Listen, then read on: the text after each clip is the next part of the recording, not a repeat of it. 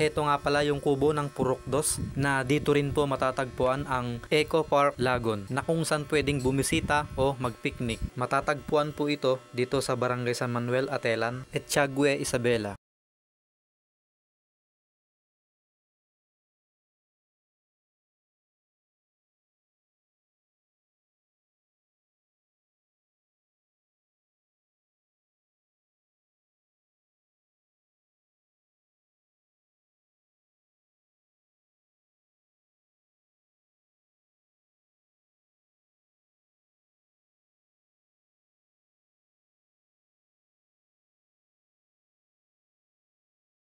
Dito sa kubo na to, marerelax ka dito.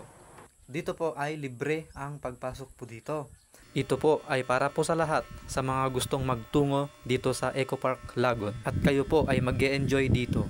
Nagustuhan nyo ba ang ating video? Pa-like and share naman po. Maraming salamat.